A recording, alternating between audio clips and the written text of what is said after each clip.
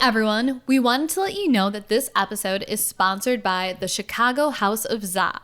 If you order at least $50 worth of their delicious and homemade vegan pizzas, you can get 10% off if you use our promo code HORROR. That's HORROR.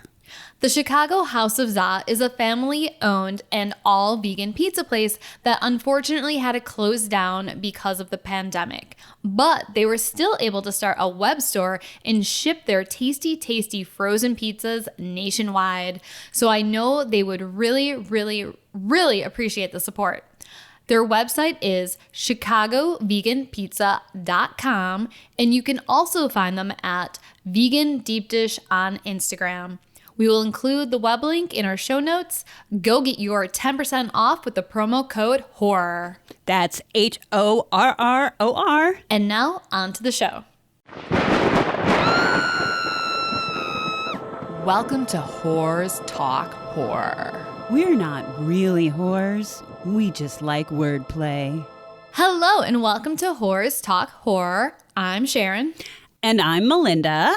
And this is our March Tidbits of Terror episode. Spencer, play that jingle. Tidbits of terror, terror, tidbits, tidbits of terror, terror, tidbits, rah, rah, rah, rah, rah. Thank you, as always, to classical composer and Philip Glass aficionado, Kerry Wieder, for our Tidbits of Terror theme song. On this Tidbits episode, we have Tim Burton news, a story about an adopted woman who discovers some shocking information about her biological father, some true crime TV to check out, and a sequel to a must-watch horror documentary, and much more.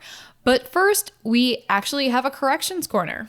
What are we correcting? This is our very first corrections corner, I think. Does that mean that you've been correct all the time? That means Yes. we're absolutely perfect. We've never made a mistake until now. Absolutely. No. Yes, we are.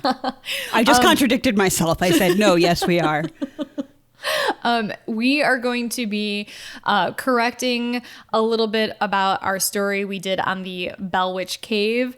Last week we had an episode, it was episode number 87, on the most haunted towns in the U.S.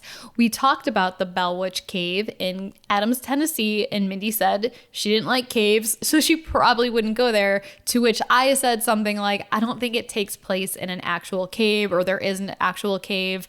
I was wrong. There is an actual cave in the story. But the story that we told on our show took place in a farmhouse. There was no mention of a cave. I don't know. But there is a cave. It's actually a karst cave. Karst is a type of landscape where the dissolving of the bedrock has created sinkholes, sinking streams, caves, springs, and other characteristic features. Yeah. If you didn't know, now you know. Karst is associated with soluble rock types such as limestone, marble, and gypsum. This is where all the people come to get their geology news from the Whores Talk Horror. Yeah, and that's all stuff that's conductive, supposedly, of paranormal activity. See, this is not just a corrections corner. This is also science corner. Right? Limestone, bedrock. Hey, man, I'm still not going in that cave. And there's also some other news that I found out when I was just looking up to see if there was a cave.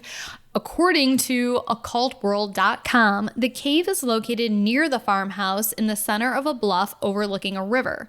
A disturbed indigenous people's burial mound lies on the bluff above the entrance to the cave, which to me, that is scarier than if there was a possible witch living in or near the cave. Like, you do not fuck with sacred ground. Right? Exactly. 100% agree. The cave is small, but extends deep into the bluff. Due to the narrowness of the passage, visitors can enter only about 500 feet of the cave. Yeah, I am in no way in hell going near this cave. Absolutely not. You have to worry about ghosts. You have to worry about being in a very claustrophobic environment. So, I don't like caves. I don't want to trespass on sacred ground. None of the above. Thank you very much. Visitors have recorded EVPs inside the cave, and a bizarre photographic effect is said to occur at the entrance of the cave. Many photographs that people have taken do not come out at all, while others have missing people and objects or show objects that were not present when the photographs were taken. It's also said that there are mists that show up in the photographs. An indigenous woman's bones were discovered during construction work on a nearby road and were interred in the cave. So they found bones and then they're like, let's just go and throw them in this cave. The bones were then stolen. Jesus. And since then, bad luck seems to happen to people who take anything from the cave, such as even just a stone. No fuck. Right. I was to say, gee, I wonder why. Glowing balls of light have been photographed inside the cave, and the apparition of a woman has been seen inside floating along the passage. Mindy also said in our episode on haunted towns that she thought that possibly Kate Batts, aka the Bell's Witch, was a real person and possibly a neighbor of the Bell family. Well, according to liveabout.com, the prevailing account is that Kate was the spirit of Kate Batts, a mean old neighbor of John Bell who believed she was cheated by John in a land purchase. On her deathbed, she swore that she would haunt John Bell and his descendants. Okay, I fail at trivia every damn time, but I knew this detail. What the fuck? Well, wait, hold up. Because according to a USA Today article and also Adams, Tennessee historian Tim Henson, he says that people always think that Kate Batts is the witch from the legend, but what people usually don't know is that Kate Batts was related to the Bell family. She was Lucy Bell's niece, so John Bell's wife's niece. Oh, interesting. So yeah, do that family tree. Oh, no, oh my God. Figure that out. And yet another inconsistency in the story comes from the Tennessee State Library and Archives, and it is said that Benjamin Batts, so Kate's brother-in-law, is the one that actually had the dispute with John, and it was not over the sale of land, but over the sale of a slave. And the story was eventually twisted and became a dispute between John and Kate. I also read that there is no proof that the Bells ever owned slaves. So are we ever going to know the entirety of this story? It seems like it's been, it took place so long ago. There's so many different stories and legends and things have been twisted. And I don't think there's concrete proof of any of this. So it's kind of like believe what you want, pick and choose.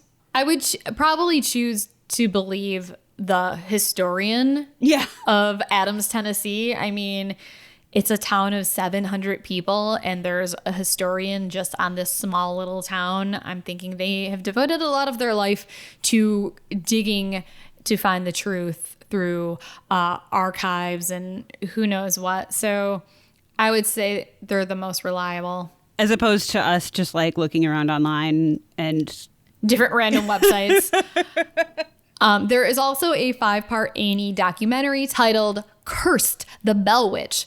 One of the Batts' descendants, Hank Batts of Ashland City, Tennessee, said that his 7th great-grandmother is Kate Batts, and she was an eccentric woman who may have put a curse on the Bell family. That documentary came out in 2015. You can pay for each episode on Amazon. You may also be able to find it other places as well. I didn't really look too hard to see where else you can find it, but Cursed, the Bell Witch from A&E. If you want to research that, even further, go ahead and watch that 5-part documentary. It kind of sounded like Kate Batts was maybe like the Karen of her times. I was gonna... She sounded, according to what I read, like not just eccentric. Eccentric was kind of like a nice way to put it, but it sounded like she was a total busybody who got into everyone's shit and, kind of threatened people if they didn't do what she said and blah, blah, blah. So take that as you will. But yeah, so Mindy, you were correct on a few things. So I had to let you know. Hey, thank you. Hey, Sharon. Yeah. Would you say that maybe Kate was a little baddie? I would say that. I would definitely say that. I've been holding that in this whole time. Good one. All right. So now that we did our corrections/science corner, let's talk about some Tim Burton news. What? So Tim Burton is making his TV directorial debut with a live-action Addams Family spin-off about Wednesday Addams for Netflix. It's going to be a coming-of-age series that follows Wednesday Addams as she heads off to attend the peculiar Nevermore Academy. According to Netflix, Wednesday is going to be a sleuthing, supernaturally infused mystery charting Wednesday Addams' years as a student at Nevermore Academy. She attempts to master her emerging psychic ability, thwart a monstrous killing spree that has terrorized the local town, and solve the supernatural mystery that embroiled her parents 25 years ago, while also trying to juggle complicated relationships with her fellow Nevermore students. So I'm actually the most curious about her parents' history because I kind of want to know the origins of the Addams family. I don't think that's anything they ever explained in the TV show. I was just going to say, I had no idea that there was some sort of supernatural mystery with her parents. So yeah, I kind of want to know too. You thought they were just creepy and kooky and altogether ooky. I mean, it sounds kind of similar to Scooby-Doo a little bit. Aw, Scooby-Doo. Love me some Scooby-Doo. The first season will span 8 episodes, and series creators Al Goff and Miles Millar, I think I'm saying that right. If not, apologies. But they are from Smallville. They will act as the showrunners. The new series is unrelated to the Addams Family animated film, which came out in 2019, featuring the voices of Mindy's boyfriend, Oscar Isaac, who played Gomez. Hot. Charlize Theron did the voice of Morticia. Chloe Grace Moretz was Wednesday. Finn Wolfhard was Pugsley. Nick Kroll, Uncle Fester, and Snoop Dogg as Cousin It. I did not know that. That's hilarious. I kind of want to watch it, although the reviews weren't great, but It's a kids movie. It's goofy. Yeah. it's going to be fun at the very least. Yeah. There's also going to be a sequel to that animated Addams Family film that is set to hit theaters on October 1st, 2021. Although, I mean, I guess that is subject to change considering we are in a pandemic. Tim Burton had nothing to do with either of those films either, by the way. Unfortunately, there are no details about who the cast of the new Netflix series is going to be or any release date. We will let you know when we find out that information. Mindy, here's the $1 million question for you. Growing up, were you an Addams Family person or were you more Team Munsters?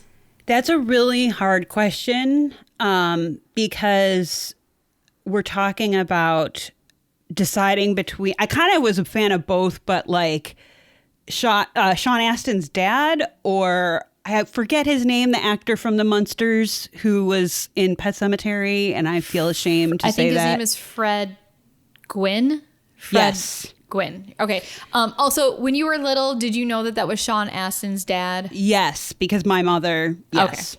Okay. Yes. But I watched them both, honestly. I don't know that I preferred one or the other, but I did enjoy the Addams Family movies with Raul Julia and Angelica Houston. And fun fact, my parents, when I was younger, were at some benefit for some school thing or something, and randomly at the benefit they had goblets that were used in the second Addams Family movie, and my dad won them. So he has goblets from the Addams Family movie that Raul Julia and Angelica Houston used. Can we get their DNA? Right? Can we clone them? That's kind of cool. Yeah, I think growing up, I would have to say I did watch both and did like both. But if I had to pick one, I probably would have picked the Munsters just because they were monsters. And I just kind of liked that aspect of them. And also, when it comes to theme songs, I'm going to have to say the Munsters theme song was better than the Addams Family. Like the Munsters theme song was almost kind of like a go-go dancer type song. I really dug it. Sing it. No, it's just music. Oh. You can find a clip and play it.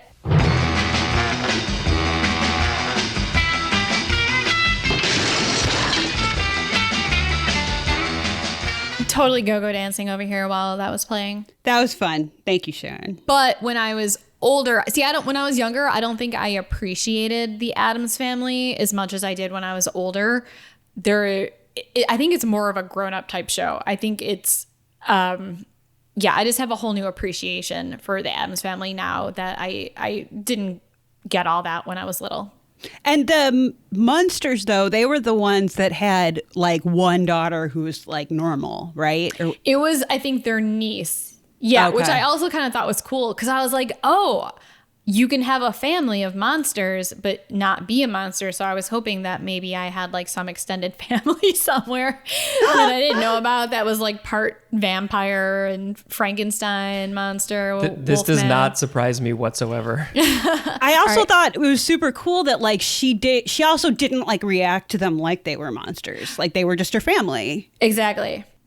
Burton is also currently working on Beetlejuice 2, which is the sequel to the original 1988 film starring Michael Keaton. That is 32 fucking years ago, in case you want to feel really, really fucking old. Shut your whore mouth. Damn you, whores. Yes, we need a soundbite of Kerry Wieder going, "Damn you, whores! Damn you, whores! Damn you!" That's awesome. There are rumors that Burton is going to have Johnny Depp in the new film, but is unconfirmed at this time if he's in it, and if he is in it, what part he would play. I also would like to know how many scarves he will be wearing. How much eyeliner he will have on. This is not the first time Burton has tried to create a sequel to Beetlejuice. In the 1990s, Burton teamed up with Jonathan Gems to write a sequel with the working title. Are you guys ready for this? Beetlejuice Goes Hawaiian. What? Yeah. I think it was maybe an excuse to just go film something in Hawaii and have a vacation. Which I get it. That's cool. But like, what? Yeah. And also Keaton and Winona Ryder were both reportedly on board to do this film. Well, they want to go to Hawaii too. Oh, who doesn't want to go to Hawaii? But it was continually put off due to Burton and Keaton's involvement with Batman Returns. Too bad, because I really want to see Beetlejuice Goes Hawaiian. But before it was eventually, but then it was eventually shelved altogether in 97.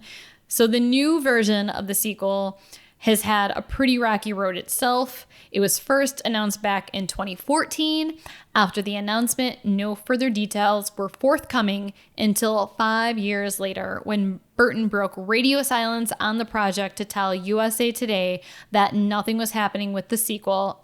At the time, much to the disappointment of millions of fans around the world, but with a flurry of news hitting the headlines, beginning with rumors that Depp will be involved with the project, pre-production work is starting to heat up, and Ryder has also confirmed that she will reprise her role in the film, and Small Screen confirms rumors that Keaton will too.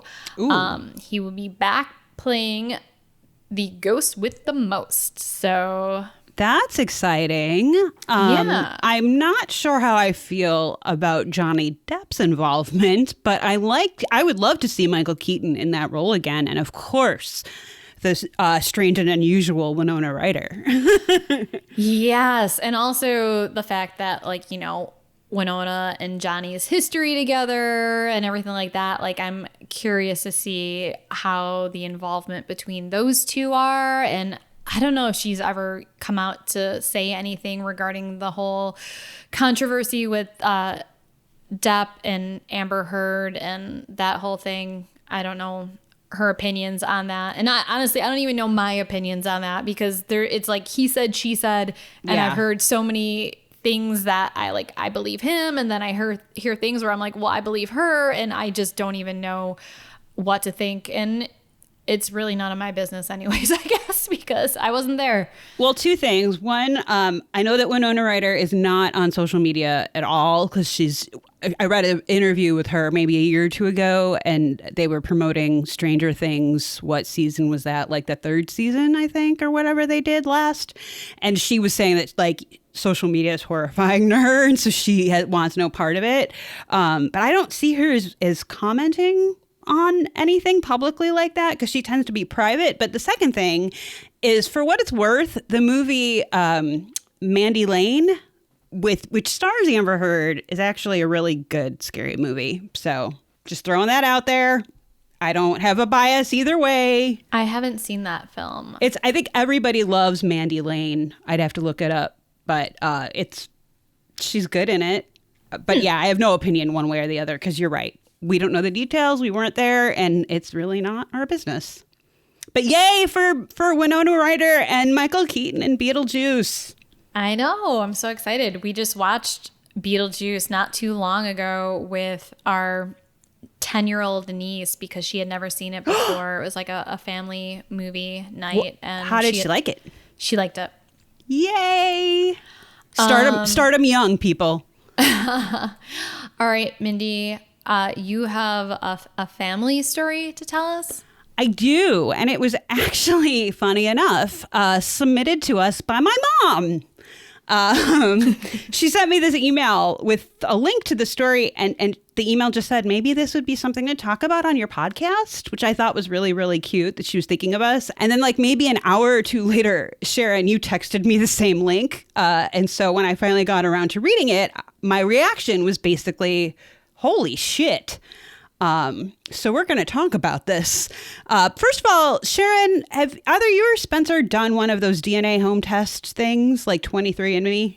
Yes, we've both done Ancestry.com because my dad bought us kits as a Christmas present. Okay. And did you find anything interesting? No. You know what? It's so vague. It's like you are whatever percent Eastern European. Well, there's a lot of fucking countries in Eastern Europe. Like, can you be more specific, please? Well, I've not done any of those. My cousin is really hardcore into it, and I think my dad did 23andMe.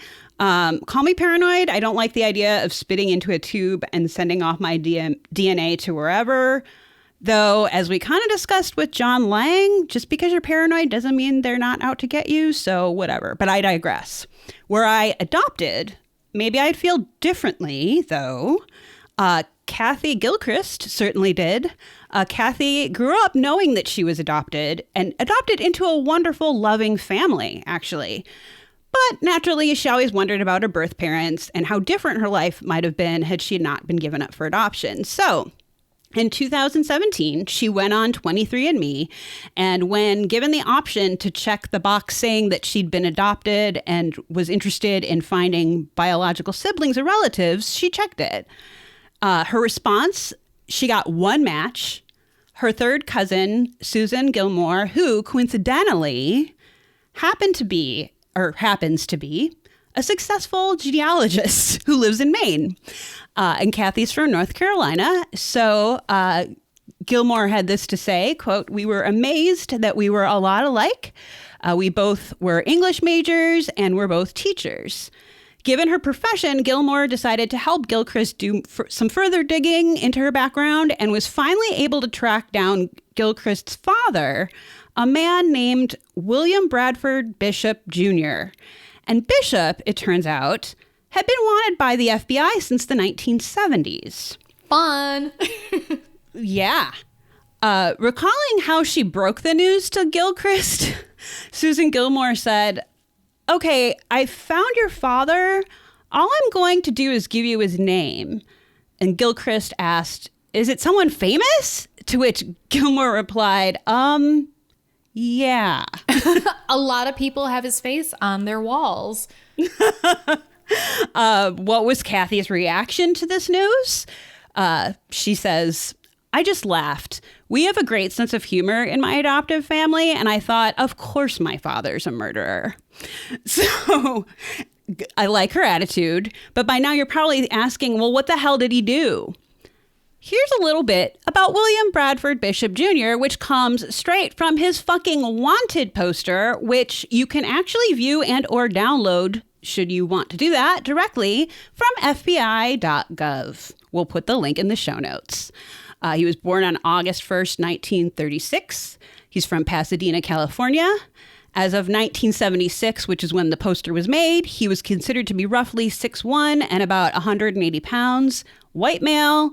His occupation, United States Government Foreign Service Officer. He was an American citizen, but he spoke English, French, Italian, Serbo-Croatian, and Spanish, which that's hardcore. Under the remarks section on the wanted poster, again, as of 1976, we learned that Bishop was, and may still be, an avid outdoorsman, a camper, and a hiker. He had extensive camping experience in Africa. He also enjoyed canoeing, fishing, swimming, jogging, tennis, skiing, and riding motorcycles. He was also a licensed amateur pilot who learned how to fly in Africa. It sounds like his dating profile. Right? He got a degree from Yale and a master's in Italian from Middlebury College in Vermont. The remarks section ends with, Bishop was described as intense and self-absorbed, prone to violent outbursts, and preferred a neat and orderly environment. I was going to say, I kind of want to date this guy before you got to that last part. He sounds like quite the catch. I was also thinking, I know somebody else who prefers a neat and orderly environment. My dad. Sharon. No. Oh, well, that's who I get it from. Okay. And my dad was confirmed my father when I got my Ancestry.com results. So no secret rich billionaire dad out there for me. Damn it. Although I still don't know if my dad's a serial killer or not. I mean, well, I wanted to provide that background just to kind of give an idea of like the fact that this guy clearly had a lot going on. He was no dummy. On the poster next, we have the caution section, which reads as follows. Buckle up, people.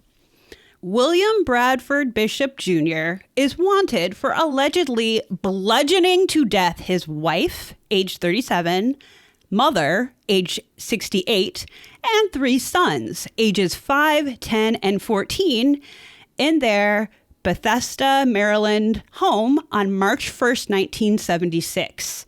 He then allegedly transported their bodies to Columbia, North Carolina, where he buried the bodies in a shallow grave and lit fire to them. In March of 1976, Bishop was charged locally with murder by the Montgomery County Sheriff's Office in Rockville, Maryland, and then charged federally with unlawful flight to avoid prosecution. At the bottom of the poster, it says really big, should be considered armed and extremely dangerous with suicidal tendencies. Bishop did have a history of depression and he was known to be an insomniac and was actually being treated for mental health issues right before, like leading up to these murders. When I first found this article, I thought it was going to be like, oh, he like shoplifted or whatever. But yikes, right? Like that's pretty fucked up. A report from the Baltimore Sun states that after disposing of the bodies, police and the FBI believe that Bishop drove his car 400 miles west to the Smoky Mountains National Park in Tennessee. The car was found 16 days after the discovery of the bodies. Police bloodhounds picked up a faint scent of Bishop near the park's tourist center. Random alleged sightings of Bishop have been reported throughout the years. Officially, the fugitive is still at large. Police and even Gilchrist, his newly discovered daughter, believe he's probably still alive, though he'd be about in his 80s today. One quick detail that I'd like to point out, Bishop did take one family member with him when he went on the lam after murdering the rest of his family, and that was his dog, Leo. Always got to mention the pet. Sorry, got to throw that in there. Kathy Gilchrist. At least he didn't kill the dog. What do we always say? I'm not going to watch the movie if the animal dies. Couldn't help it. I had to mention that. Had to throw that out there. Kathy Gilchrist, meanwhile, has seen pictures of Bishop's late family and was astonished by the resemblance, saying, quote, "They look more like me than my own children do. And when I look at the behaviors and characteristics, it's more than clear in my mind," unquote. She also thinks she may have inherited some of the more positive traits from her paternal side. Kathy was raised by quiet and reserved adoptive parents, but says that she has always been the loudest one in the room and has a flair for theatrics. She later found out that her father had the same driven personality, and her paternal grandmother also had an interest in theater. Unfortunately, I wasn't really able to find much about Kathy's birth mom other than she seems to no longer be living. However, she did learn that she has 2 other half-sisters with whom she's now in touch. Not much is known regarding her mother's relationship with William Bishop, even to Kathy's 2 half-sisters who weren't even aware of her existence until she contacted them. Apparently, Kathy Gilchrist's birth mother kept Kathy's birth and subsequent adoption a secret, and that was a secret that she took to her grave. Regardless, she gave Kathy and her sisters, as all 3 were given up for adoption, she gave them a chance at a better life, though it's not clear if Kathy's mother knew about William and his crazy crimes. But the fact that she gave up Kathy for adoption secretly, to me, kind of says that she may have suspected something about Bishop was shady, but that's purely conjecture on my part. About her mom and siblings, Kathy says, quote, "We just wanted to have the opportunity to thank her, but she did not want to be forthcoming about any of this information, so we didn't. But my birth siblings say, I think she knows, and I think she's smiling that we all accepted each other," unquote. If anyone's curious to learn more about the journey of Kathy Gilchrist, you're in luck. She wrote a memoir called It's in My Genes, and you can get it from Amazon or Barnes & Noble. As always, we will put the link in the show notes.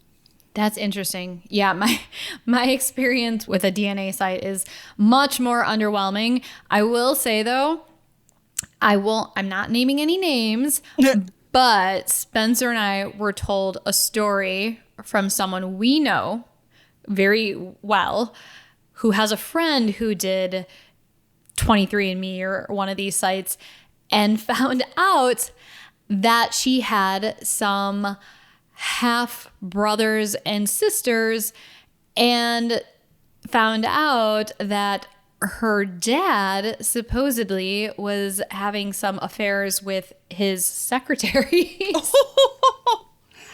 And had like all these siblings that they were previously unaware of. So, wow. Yeah, mine is pretty boring. I know everyone who I'm related to as of right now, but every once in a while I'll get an email and be like, "We found a new match for you." But it's usually like 4th cousin. Yeah. Like, whatever. And did they bludgeon and burn their entire family? Probably not, hopefully. Hopefully not. But yeah, like I said, I started out innocent enough reading this article, and then I just literally went, holy fuck, like as I got to the part about why he was wanted by the FBI. So, woof, but more power to you, Kathy. I'm glad you have a good sense of humor about it. For real. Interesting story. All right, Sharon, what do you have for today? All right. Well, are there any fans of Christian Bale out there? Me. From The Hollywood Reporter and also a ton of other sources, because this news has dropped and everyone's talking about it, Netflix has closed another major deal, dropping a reported $55 million for worldwide rights to the Christian Bale gothic horror thriller, The Pale Blue Eyes, from director Scott Cooper. That's like what I have in my couch right now. That's chump change. $55 million. All right. Scott Cooper, he directed Crazy Heart and Black Mass. Speaking of Johnny Depp. And Crazy Heart does not have Johnny Depp. It's not scary either, but it's a beautiful movie and I highly recommend it. I haven't seen Crazy Heart or Black Mass. I just know that Johnny Depp is in Black Mass. With a bald cap, right? That's the one with him in the bald cap. Possibly. Yes. Doesn't matter. Maybe. The Pale Blue Eyes follows the attempt to solve a series of murders that took place in 1830 in the U.S. Military Academy at West Point. Bale will play a veteran detective who investigates the murders. helped by a young cadet who will later become a world-famous author named Edgar Allan Poe. Ooh. That is extremely interesting. And Edgar Allan Poe actually did go to West Point. So I think this is, I think, pure fiction. It is semi-based on some real aspects of Edgar Allan Poe's life. Although I do not think Christian Bale's character is an actual person in real life. There's also no word yet on who will be playing Poe. But Cooper and Bale have worked together previously in the 2017 film Hostiles, which was written and directed by Cooper and starred Bale. The pair also worked together in the crime drama Out of the Furnace from 2015. Have not seen either of those movies either. No, Mindy? I feel like Out of the Furnace, that sounds, I remember like that being out, but no, I've not seen either of those. Cooper wrote the script for The Pale Blue Eyes, which is an adaptation of the 2009 Louis Bayard novel of the same name. The movie is due to shoot in the fall after Bale has finished his work on the upcoming untitled David O. Russell movie and also Thor, Love and Thunder. Yay, another Thor movie. I know, I was like, Jesus Christ, seriously? I do not need another superhero movie. All right? Can we just stop? Stop with the superhero movies. They make a lot of money, and, you know, Bale has kids, so he's probably got expenses, you know. He's hurting for money, I'm sure. Both of those movies, though, are currently in production, meaning that we could possibly see this film sometime in late 2022 at the earliest, but who knows? Edgar Allan Poe was born in 1809, so he would have only been about 21 years old during the time the story takes place. So who would play a young Poe? I think it's going to be Timothée Chalamet. I don't know who that is, or I do know the name, but what is he? You know Timothée Chalamet. Did you see Lady Bird? No. He's in Lady Bird. He's in Call Me By Your Name. Oh, yeah. No, I know. Okay. And also, you haven't seen Lady Bird? I know. I'm sorry. I know. Shut up. I know. He's in a lot of stuff. And yeah, I'm going to say him too, but that's only because he's the only 21-year-old actor that I know. I literally have no idea of like any young actors' names right now. Cool. Well, regardless, I think that sounds awesome, and I will watch it. Very much so watch it. It does sound really interesting. And you know what else is interesting, Mindy? What? True crime shows. Yes, they are. And now I'd like to do a really quick segment that I'm calling, what's playing on Discovery Plus? This week, I did a spit take scrolling through the Discovery Plus menu when I saw an entry for a show titled Bone Detectives. Anybody? No? I've not heard of the show. I didn't Tell me either, but about just it. the title alone, I laughed my ass off. Is this an... oh, okay. Sorry. Wow. My mind is usually much dirtier than it is right now. I'm so disappointed. I know. It literally took me until I read it. I'm looking at the screen. I read it like 3 more. Oh, Bone Detectives. Right? Great name, but it's not about what you think, which is even funnier to me. The description reads, follow Discovery's world adventurous archaeologist as he journeys to the farthest reaches of the Earth on a quest driven by the belief that secrets of the past have yet to be revealed. Carefully preserved mummies and entombed skeletons are a link to ancient civilizations. Blah, blah, blah, blah, blah, blah, blah. He's an archaeologist who goes to some of the most spectacular and remote places on our planet. So a little misleading with the title. I'm going to see if there's anything called Bone Detectives on Pornhub. I'm willing to bet that there is. Well, it'd probably be called Boner Detective. Right. But yeah, this week on Bone Detectives. My inner 15-year-old thinks it's funny as hell. So I was a little let down by the description of the show. But FYI, for anybody out there with Discovery Plus. Sharon, do you have any actual show or movie news to talk about? Well, before I get on to what I plan to talk about, I will say that there are not many great matches for my search which was Pornhub Bone Detectives. But it did suggest a couple other titles for anyone who's interested. Bone Tales. Nice. There are detective bondage porn videos. Of course. Police porn videos. It's just suggesting these because she's looked them up before. Right? I was going to kidding. say, have you cleared your search history lately? Oh, and then Bone Town. Bone Town. Oh, yeah. All right. If anything happens to me, tell John Ralphio to clear my browser history. All right, so I am super excited about this. They just announced that on April 26th, Shudder is going to have a sequel to the In Search of Darkness documentary that came out in 2019. It's a documentary that clocks in at just about 4.5 hours. And even at that length, I still did not want it to end. It's so fascinating. I loved every second of it. It's an incredible documentary that explores 80s horror movies through the perspectives of the actors, directors, producers, and special effects craft people who made them, and also their impact that they had on contemporary cinema. In Search of Darkness 2 is going to premiere on Shudder on April 26th. And it was for sale. You could actually buy the Blu-ray, and it had some other stuff that went with it. I think a t-shirt and a poster and maybe a pin or something like that. And it was like $70 or $80.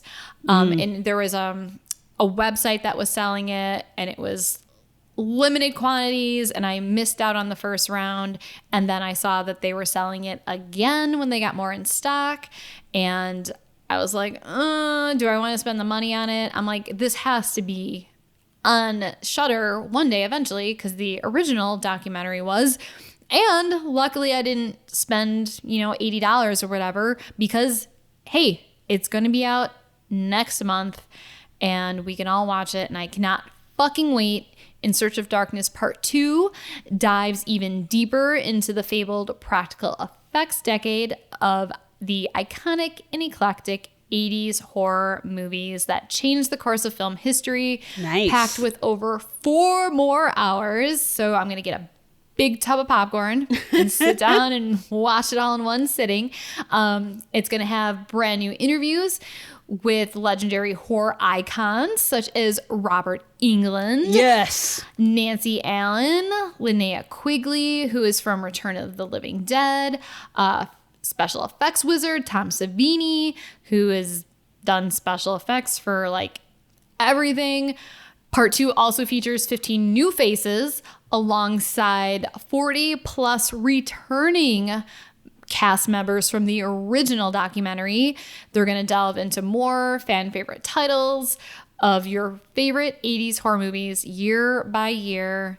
And they're going to expand its scope to cover more international releases and also spotlighting horror career retrospectives. So Awesome. That you sounds- didn't watch the first one yet, did you? Yeah, I did. Okay, good. Sorry. I was actually going to say, to your point about it being 4.5 hours, but like you didn't want it to end. There were a few nights that I was watching it like on a school night and had to literally cut myself off because it flows really well. It doesn't feel like it's 4.5 hours. And it's so interesting that all of a sudden it was like 1 a.m. and I was like, shit, I have to work tomorrow. I've been watching this for like 2 hours. I didn't even realize.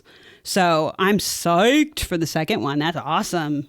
I know, I agree. I was like, oh, it's been 4.5 hours already? We're done with this? Come on. Right. And I remember after we finished it, I was like, oh my God, please let them make a second one. Please, please, please. And they did.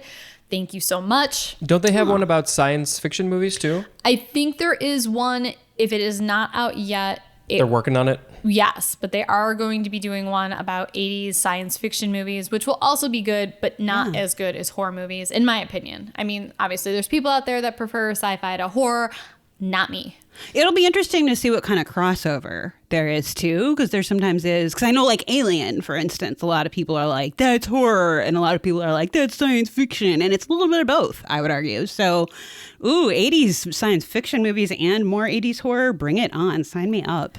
Just 80s anything in general. I mean, 80s, like the whole 80s genre, the whole decade is just, it's kind of like my, it's my fetal position. It's what I go to when I need to be comforted. It really is, because it's when we grew up, Mindy. I mean, we were children.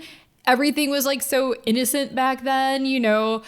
It was just a different world from the world we know today. I mean, we would on Saturday mornings wake up and watch Muppet Babies and Alvin and the Chipmunks, and then I would get on my bike and ride over to your house, and we would go to the store and get Bop magazines, and then go back to your place and cut out pictures of like the Coreys and River Phoenix and hang them on our walls, and then play Poltergeist. And like that just was like such a great time. And I'm so glad I grew up in that time before everything was like digital and social media became a thing and cell phones became a thing. And seriously, just such a great time. So yeah, if I'm feeling overwhelmed by the world today, I'm like, I need to put on an 80s movie and just go to my happy place.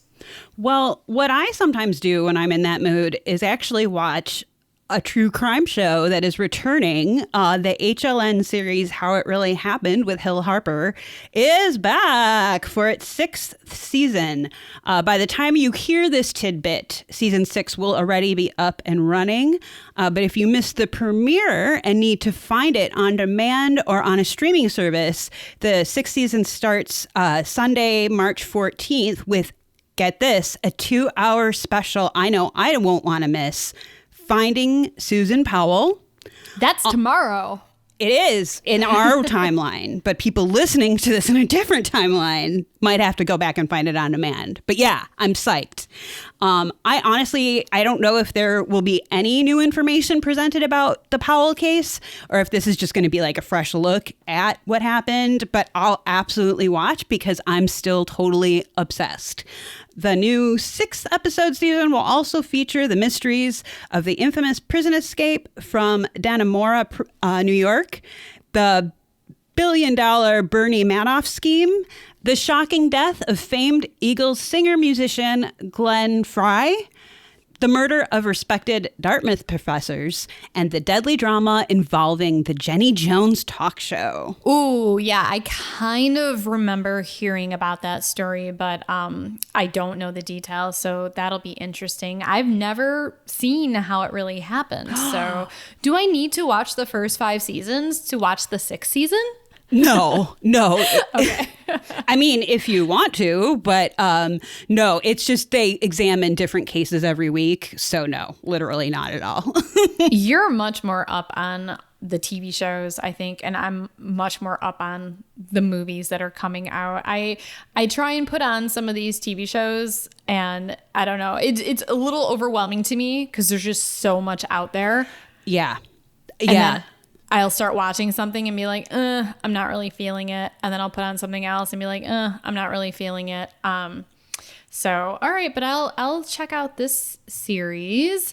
So I think that is going to do it for March Tidbits. Thank you all for listening to us. As always, you can write to us at whorestalkhorror@gmail.com with anything you want to share with us. Whether it's ghost stories, true crime stories, creepy stories, whatever you would like us to read on our show, episode suggestions of things for us to watch. Who your biological father is, maybe. Please subscribe to us and rate and review us. It helps us get more exposure on the streaming platforms out there on the interwebs. We have a great interview coming up that you won't want to miss, especially if you're a Twin Peaks fan. Hint, hint, hint. We also have a fun horror movie Oscar-themed episode coming up that will be interactive, and we will need you to vote for Best Actor, Actress, Director, and Film, including a lot more. So be on the lookout for when and where to cast your votes. if you are able to, please do join our Patreon because you can get access to episodes earlier than everybody else. So you're cooler and maybe see some exclusive posts. Sometimes we'll send you cool shit in like by snail mail. So if you're able to, please join us on Patreon. Please be kind to each other, be safe. And if you're able to, get that vaccine. And as always, thanks for getting creepy with us.